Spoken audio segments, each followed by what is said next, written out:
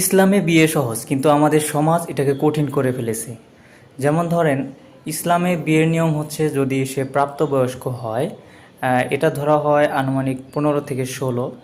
আর হচ্ছে যদি ছেলে মেয়ে রাজি থাকে তাহলে তাদের বিয়ে দেওয়া যাবে। তো কিন্তু বাংলাদেশে আমাদের দেখেন, ছেলেদের বয়স করা হয়েছে 21 এবং হচ্ছে মেয়েদের ক্ষেত্রে 18। এটা বর্তমান পরিস্থিতি অনুযায়ী বেশি, এবং হচ্ছে বর্তমান যুগে আহ, অশ্লীলতা থেকে রক্ষা পাওয়ার জন্য, এমনকি গুনাহ থেকে বাঁচার জন্য বিয়েটা খুব তাড়াতাড়ি করা জরুরি।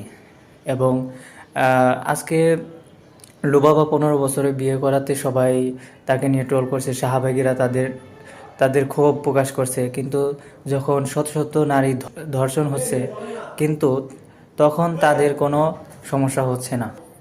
আবার বিয়ের ক্ষেত্রে বলা হয় ছেলে কি কাজ করে, কি জব করে, বা হচ্ছে লাখ লাখ টাকা দিনমোহর, এরপর হচ্ছে লাখ লাখ টাকা খরচ করে বিয়ে করতে হয়। কিন্তু ইসলামে বলা হয়েছে যে তুমি খেজুর ছিটিয়ে হচ্ছে বিয়ে করে ফেলো, জাস্ট যত খরচ কম হবে সেটাকে ভালো বলা হয়েছে। আবার হজরত মুহাম্মদ সাল্লাল্লাহু আলাইহি সাল্লাম বলেছেন যে তোমরা বিয়ে করো, তোমার স্ত্রীর যে ভাগ্য তোমার সম্পদ টেনে নিয়ে আসবে। কারণ এতে বোঝা যায় যে বিয়ে করলে মানুষের রিজিক বাড়ে। ইসলামে বলা হয়েছে মানুষের জন্মের 50,000 বছর আগে তার রিজিক লেখা হয়েছে। তো তাই আসলে এটা নিয়ে চিন্তা করার কোনো কারণ নেই। আল্লাহ তাআলা রিজিক দাতা, আল্লাহ দিবেন। কিন্তু আমাদের এই যুব সমাজকে বাঁচাতে হলে, ধ্বংসের মুখে যে পড়ে আছে এখন, এই যুগে যে অসামাজিক কার্যক্রম, সমাজে অশ্লীলতা ছড়িয়ে পড়ছে, এখানে ইমান নিয়ে বেঁচে থাকায় অনেক কষ্টের।